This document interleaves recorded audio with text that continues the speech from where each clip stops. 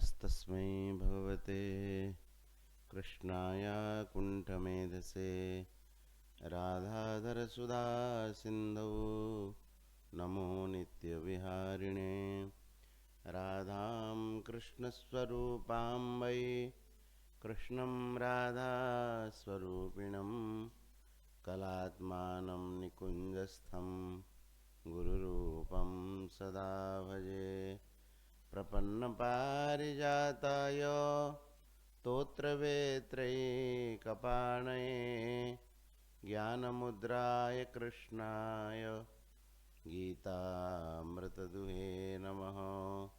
वसुदेवसुतं देवं कंसचाणूरमर्दनं देवकी परमानन्दं कृष्णं वन्दे जगद्गुरुम्। हरिशरणम। भगवान की असीम अनुकंपा से, संत महापुरुषों के परम अनुग्रह से हम लोग श्रीमद् भागवत गीता का अध्ययन अध्यापन कर रहे हैं। उसके क्रम में हम 13वें अध्याय में पहुंचे थे। 13वें अध्याय के प्रारंभ में भगवान ने कहा कि इदम शरीरम कौन्तेय क्षेत्रमित्यभिधीयते एतद यो वेत्ति तं प्राहु क्षेत्रज्ञ इति तद्विदः। कल इसकी भूमिका हमने कह ही दिया था कि निर्गुण उपासना में सबसे पहले देहाभिमान सबसे बड़ा बाधक है। देहाभिमान का अर्थ देह को अपना स्वरूप मानना, ये बड़ा बाधक है। क्योंकि देखो, देह में परिवर्तन बहुत होता है, हर समय परिवर्तन होता है, लेकिन हम अनुभव करते हैं कि हम बदलते नहीं। तो जो देह के जाने का भी डर है ना, ये देहाभिमान के कारण ही है। मैं मर जाऊंगा, ऐसा जो डर होता है यह देहाभिमान के कारण होता है। और यह डर बड़ों बड़ों को रहता है कि नहीं? प्राय ही सबको रहता है। जो तत्वज्ञ महापुरुष होते हैं वही मुक्त हो जाते इससे, बाकी सब इस डर के भीतर हैं। तो भगवान ने कहा कि निर्गुण उपासना के लिए पहले देहाभिमान दूर करना आवश्यक है। इसलिए भगवान ने शुरू में ही कहा कि इदम शरीरम कौन्तेय क्षेत्रम इति अभिधीयते।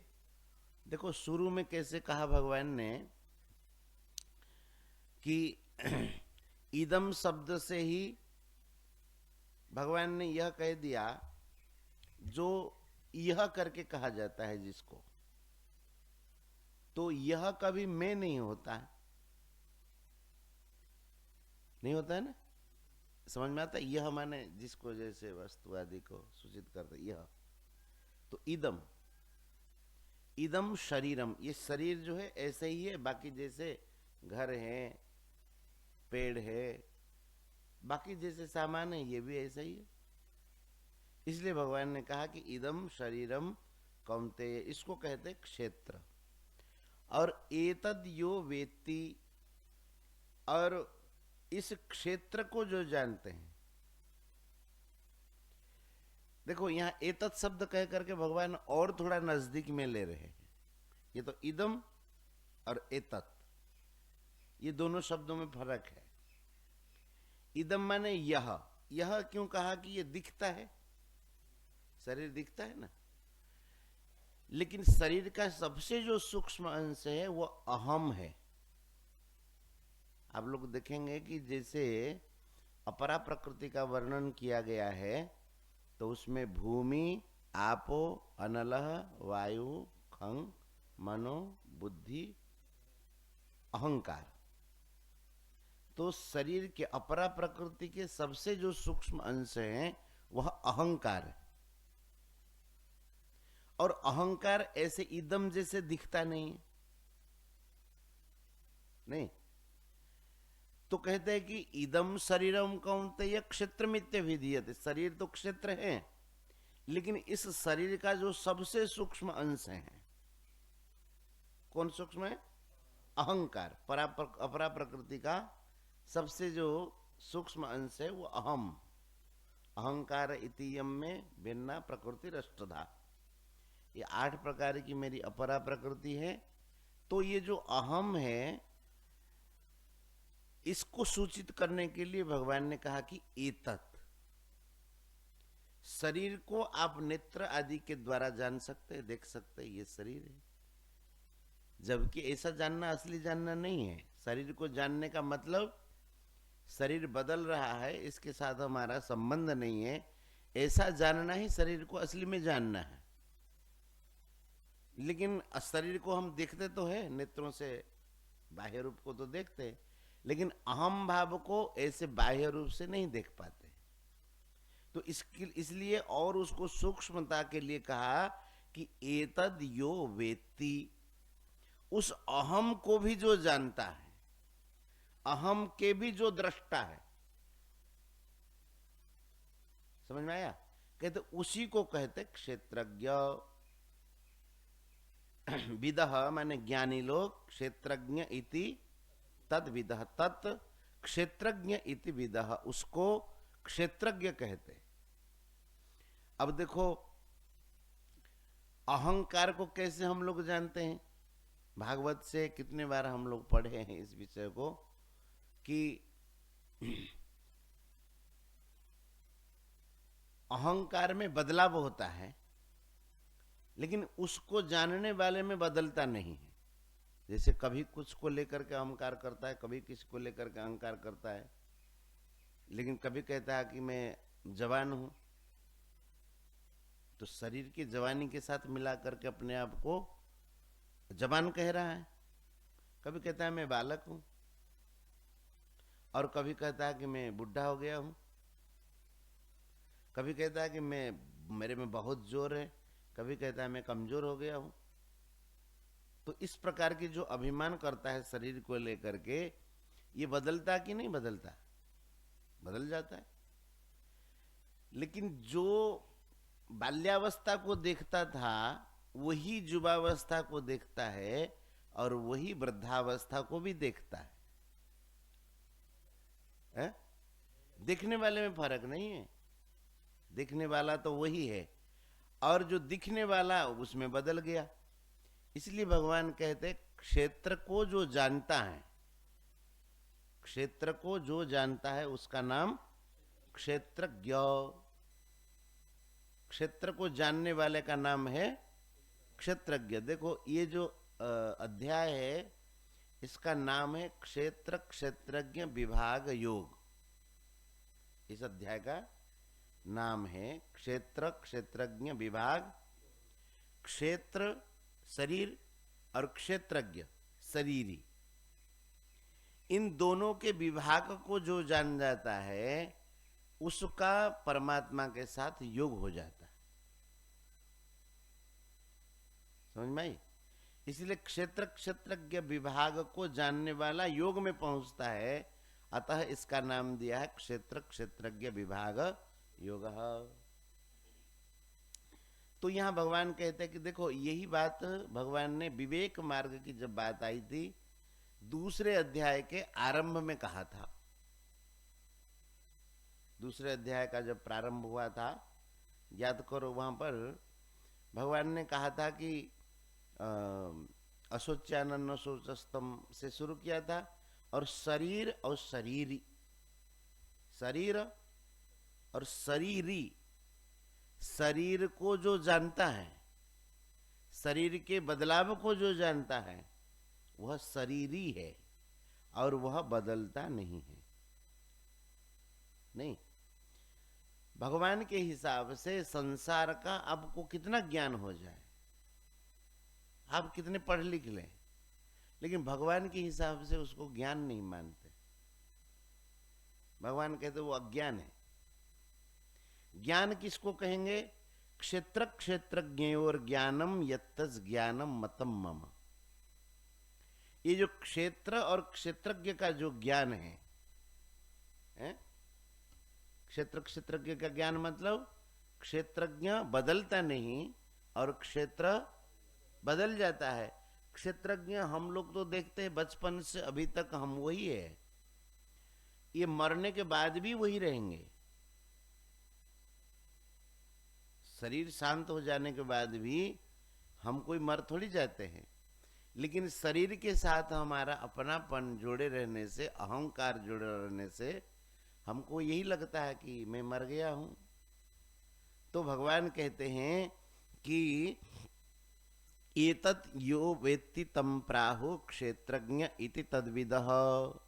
शरीर के जो सूक्ष्म अंश को, अहम को जो जानते हैं, विदः तम क्षेत्रज्ञ इति प्राहु। ज्ञानी लोग उनको क्षेत्रज्ञ कहते हैं, जो शरीर को जानता है। शरीर को जानता है, शरीर के तीनों अवस्थाओं को जानता है, जागृत, स्वप्न और सुषुप्ति। ये शरीर के तीन अवस्था है, उसको भी जानता है वो क्षेत्रज्ञ। कई बार हम लोग बताए ना, जागृत में तो जानता ही हम जगे, स्वप्न में भी जानता है,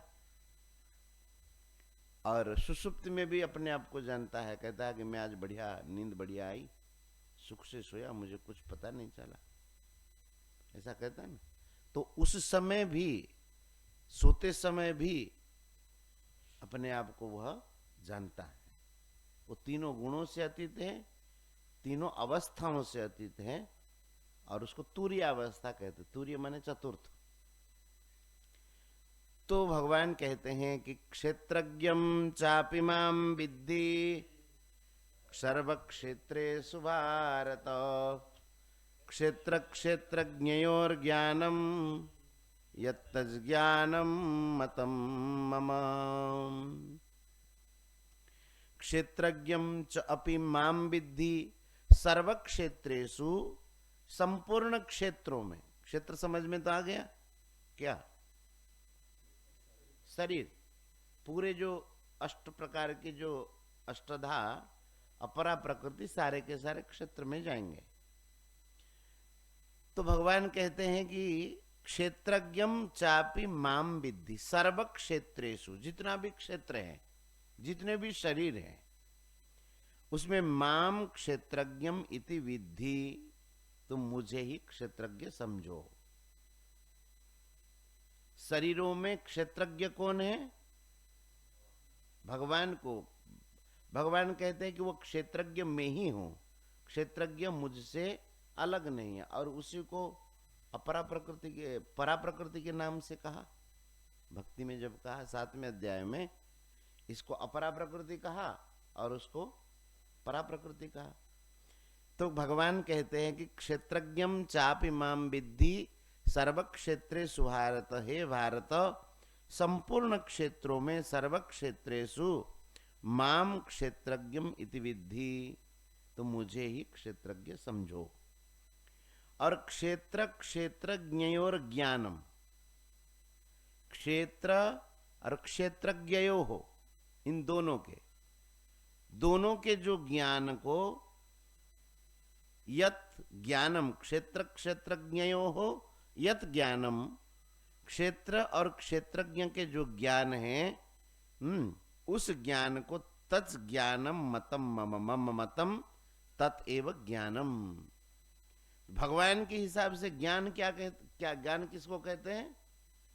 क्षेत्र और क्षेत्रज्ञ के विभाग का जो ज्ञान है उसको ज्ञान कहते भगवान। ज्ञान योग शुरू ही यहीं से होती। हम लोग ज्ञान योगी किसको कहते हैं?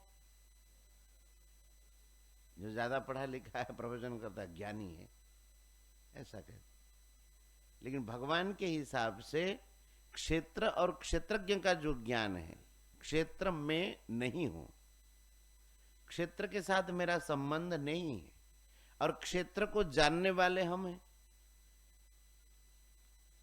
अब जैसे घर को जानने वाले हम हैं, तो घर के साथ हमारा संबंध नहीं है ना, अलग होगा तभी जानेगा। आप देखिए, ये पुस्तक को आप आंख के साथ मिला दीजिए, बिल्कुल पढ़ नहीं पाएंगे। उचित दूरी पर रखेंगे तब पढ़ पाएंगे। तो किसी चीज को जानते हैं तो जिससे आप अलग होते हैं उसी को जानते हैं। भगवान को क्यों नहीं जान पाते? भगवान हमसे अलग नहीं है। हाँ, भगवान को जानने की जो तरीका है वो अलग है। लेकिन संसार को जिस तरीके से हम जानते हैं, हम भी सोचते भगवान को भी उसी तरीके से जान जाए, इसलिए जान नहीं पाते। क्योंकि संसार के किसी ज्ञान में दृष्टा, दृश्य और दर्शन तीनों का बोध होता है। दृष्टा माने देखने वाला, दृश्य माने दृश्य पदार्थ, और दर्शन माने दर्शन शक्ति। ये संसार का बोध होगा, संसार का ज्ञान होगा इस प्रकार से। और अगर दर्शन शक्ति में दृश्य जाकर के मिल जाए, दृष्टा, दृश्य, दर्शन, दर्शन की शक्ति और दृश्य, दृश्य देखने वाला दिख रहा है जो, और दर्शन की शक्ति देखने वाला, ये दोनों अगर मिल जाए तो फिर ज्ञान नहीं होगा उस विषय का। समझ में आई बात? आई क्या?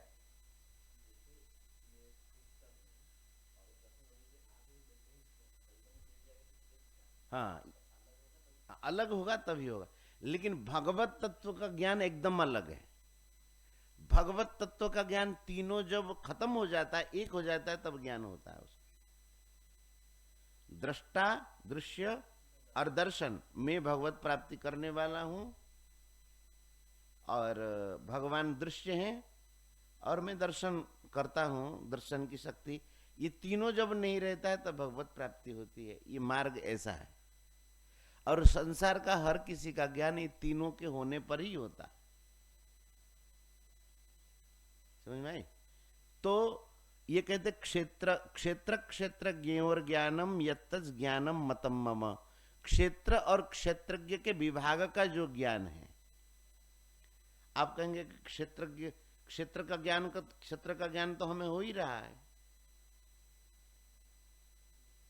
क्या हो रहा है? ये ज्ञान नहीं है। शरीर है लेकिन ये ज्ञान नहीं है। शरीर का ज्ञान हमें नहीं हो रहा है। शरीर के बदलाव का अगर आपको बोध है तो शरीर का ज्ञान हो रहा है आपको, नहीं तो क्या ज्ञान हो रहा है?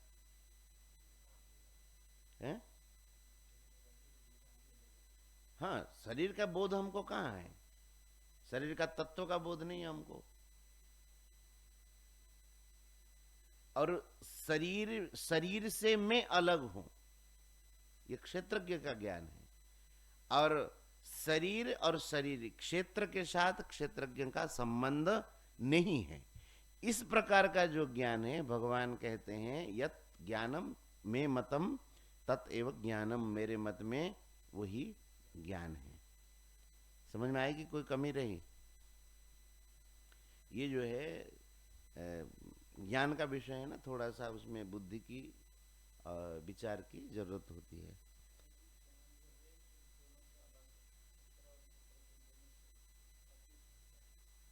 अतीत क्यों?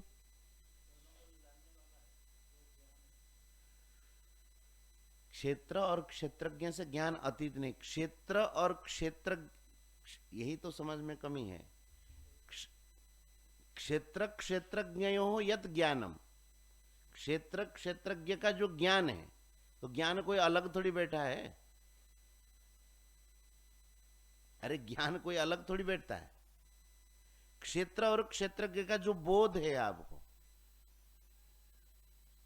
अब यूं तो देखा जाए अगर ज्ञान अलग है तो ज्ञान अलग आया कहां से? परमात्मा के अलावा तो कोई ज्ञान होगा ही नहीं, तो वो अलग कैसे होगा ज्ञान? क्षेत्र क्षेत्र का ये नहीं है कि ये क्षेत्र रहा ये क्षेत्रज्ञ रहा, ऐसा नहीं है कि आप ज्ञानी होकर के देख रहे क्षेत्र क्षेत्र को, ऐसा नहीं है। क्षेत्र क्षेत्रज्ञ का जो ज्ञान है, आपको बोध होता है कि क्षेत्र मेरे से अलग है। यह जो बोध है, बोध कोई अलग आदमी थोड़ी बैठा है। भगवान के हिसाब से वही ज्ञान है, और ज्ञान का अलग स्रोत तो है नहीं। क्षेत्रज्ञ ही भगवान ही ज्ञान के स्रोत हैं, तो उनसे अलग नहीं है। ऐसा नहीं है कि क्षेत्र का अलग बोध हो रहा है और ये क्षेत्रज्ञ बैठा है उसका जाके बोध कर रहा है, ऐसा नहीं। अब भगवान उसको कह रहे हैं क्षेत्र, पहले क्षेत्रज्ञ, क्षेत्र का, क्षेत्र क्या है इसको समझने के लिए क्षेत्र का स्वरूप है और उसमें क्या क्या विकार होते हैं उसी चीज को समझा रहे हैं। और ये भागवत से भी बढ़िया आप लोग समझ चुके हैं। तो देखो भगवान कह रहे हैं कि तत्क्षेत्रम यत्स यादृक् यद्विकारी यतश्च यत् सचयो यत्प्रभावश्च तत्समासेन मे शृणु। अब भगवान कह रहे तत्क्षेत्रम, वह क्षेत्र, यत, यत माने जो है, तत्क्षेत्रम यत माने वह क्षेत्र जो है, और यादृक माने जैसा है, और यद विकारी जिस विकार वाला है, और यतश्च यत जिससे वह पैदा हुआ है। ठीक है, चार बातें हैं, ध्यान रखना, यही आगे वर्णन करेंगे। तत्क्षेत्रम यत, वह क्षेत्र जो है, और यादृक् जैसा है, और यद विकारी जिन विकारों वाला है, और यतः च यत जिससे वह प्रकट हुआ, पैदा हुआ है। भगवान कह रहे अब मैं तुमको खुलासा करके कहूंगा। और स यो यत प्रभाव, स का मतलब यहां क्षेत्रज्ञ, ये तो क्षेत्र के लिए बता दिया। तत्क्षेत्रम यत यादृक यद्विकारी और यतः, वो क्षेत्र जैसा जो है, जैसा है, जिन विकार वाला है, और जिससे पैदा हुआ है। और सच यह, और वह क्षेत्रज्ञ जो है, स का मतलब यहां क्षेत्रज्ञ, सच यह, और यत प्रभावश्च, और जिस प्रभाव वाला है, प्रभाव वाला माने क्षेत्रज्ञ, क्षेत्रज्ञ का प्रभाव क्या है, और वो क्षेत्रज्ञ जो है, क्षेत्रज्ञ का स्वरूप क्या है, और किन प्रभाव वाला है। अब देखो ये नहीं कहा कि क्षेत्रज्ञ, क्षेत्रज्ञ जो है, जैसा है, जिन विकारों वाला है, और जिससे पैदा हुआ, ऐसा नहीं कहा, क्योंकि क्षेत्रज्ञ विकार वाला है ही नहीं, और कहीं से पैदा नहीं होता है किसी से। इसीलिए क्षेत्रज्ञ के लिए भगवान कहते हैं वह जो है, भाई कुछ तो उसका स्वरूप होगा ना। तो क्षेत्रज्ञ जो है, और सचयो, और यत प्रभाव, जिन प्रभाव वाला है, उसका प्रभाव क्या है, विशेषता क्या है। भगवान कहते हैं तत्समासेन में शृणु, उसको समास विधि से तुम सुनो। समास मतलब संक्षेप करके, आप लोग समास करते हैं ना, जैसे सह जलाय गच्छति, क्या समझ में आता है, जल के लिए जा रहा है, तो जलाय में समास कर दिया। अथवा जैसे राम कृष्ण द्वंद्व समास कर दिया, बहुब्रीहि आदि समास। समास माने अनेक शब्दों को मिला करके संक्षेप बना देते, उसको समास कहते हैं। और व्यास का अर्थ होता है थोड़े को विस्तार करके बताएं, उसको व्यास कहते हैं। तो एक समास विधि है और एक व्यास विधि है। तो भगवान कहते तत्समासेन में सुनो, उसको समास ढंग से सुनो। भागवत में जो बताया है इन्हीं बातों को विस्तार सह, कई अध्याय लगे हैं उसमें, ये मूल प्रकृति से कैसे ये क्या प्रकट हुआ, ऐसा हुआ, ऐसा हुआ है, ये सब आगे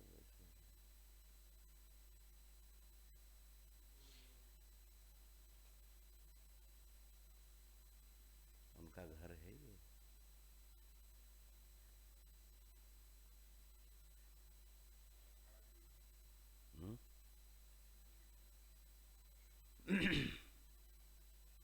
हरिशरण। तो क्या कह रहे थे, तत्समासेन में सुनो, उसको संक्षेप से सुनो। अब देखिए थोड़े में यहां पर भगवान बता देंगे, समास विधि से है ना।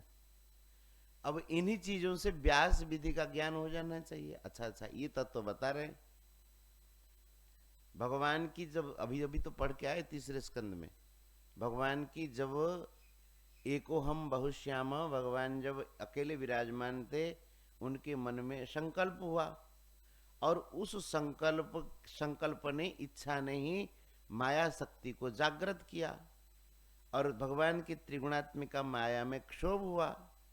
तो उसमें मूल प्रकृति, अहंकार और आदि आदि इस सब का प्राकट्य हो गया, जो कि क्षेत्र के अंतर्गत है।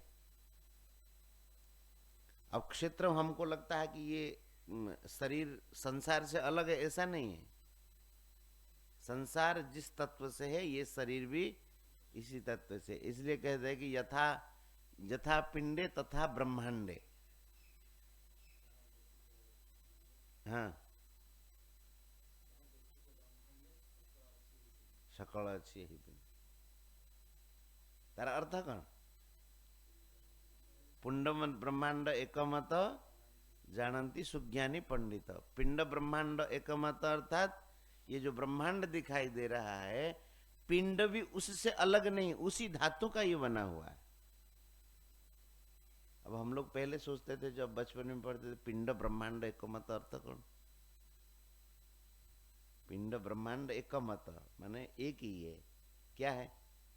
जैसे उसमें पंच तत्व हैं, हमारे में ऐसे पंच तत्व है। तो इसीलिए कहते पिंड ब्रह्मांड एकमत। अब इस तत्व को सुज्ञानी पंडित ही जानते हैं।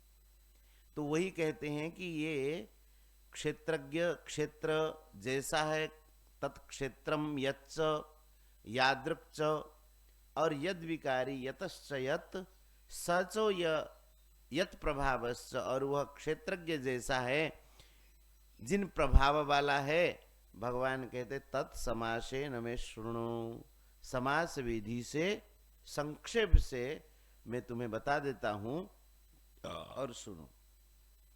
श्रीमद् भगवत गीता,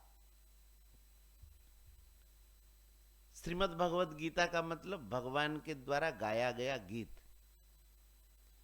अब देखेंगे श्रीमद् भागवत में भी भगवान ने उपदेश दिया ना, वो भी बहुत दिव्य उपदेश है, लेकिन उसको भगवत गीता नहीं कहा गया, उसको उद्धव गीता कहते उसको।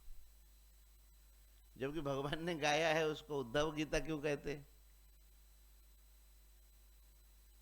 उद्धव जी के प्रश्न करने पर भगवान ने उसको कहा। लेकिन यह जो गीता अपने आप में प्रकट है, भगवान के मन में दिव्य संकल्प, उस दिव्य संकल्प से प्रकट। इसलिए आप गीता देखेंगे एकदम सटीक गूथे हुए हैं, क्रम उसका एक के बाद एक, एक के बाद एक, प्रश्न प्रश्न के बाद उत्तर, एकदम खचाखच क्रमशः जैसे माला गूंथते हैं ऐसे। और भागवत का है कि इधर से प्रश्न आ गया, उधर से प्रश्न आ गया, उधर से प्रश्न आ गया, ऐसा। तो भगवत गीता में बहुत सूक्ष्म रूप से बहुत बातें कहते हैं। अब 700 श्लोक है गीता जी का, और उपदेश दूसरे अध्याय के 11वें श्लोक से शुरू होता है और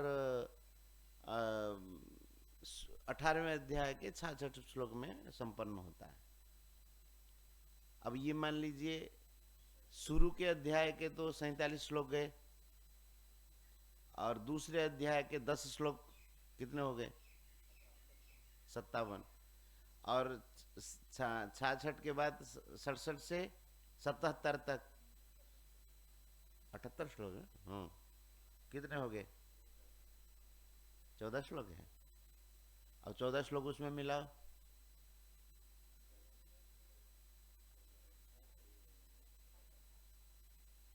67 हुआ था, कितना हुआ? 66 हुआ था।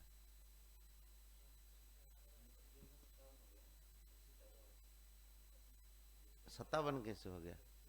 47, हाँ 10, 57, 14, कितना हो गया? 71 श्लोक को बाद दे दीजिए। ये तो भूमिका है और वो क्या उपसंहार है। अब 71 श्लोक को बाद देने पर अब कितने बचते? 629 श्लोक, नहीं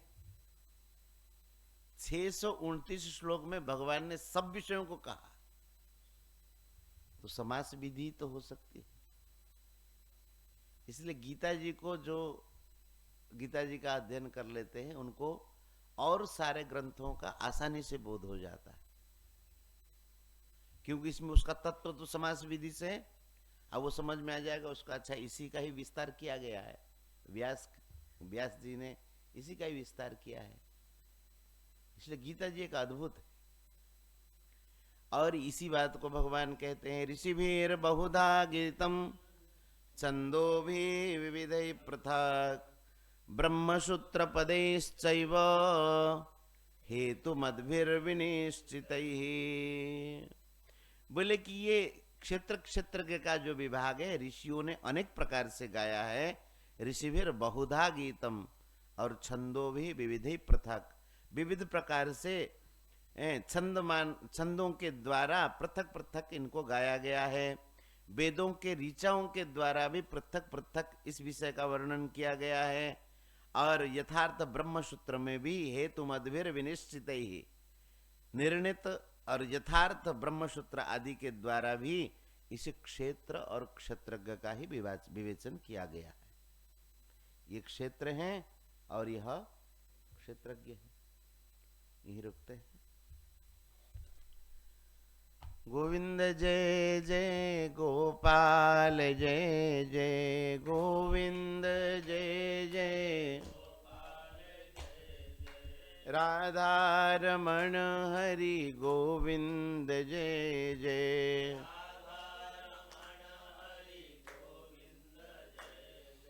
गोविंद जय जय गोपाल जय जय श्री राधा रमण हरि गोविंद जय जय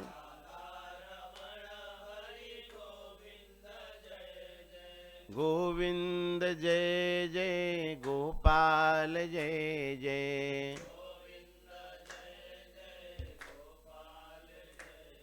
श्री राधा रमण हरि गोविंद जय जय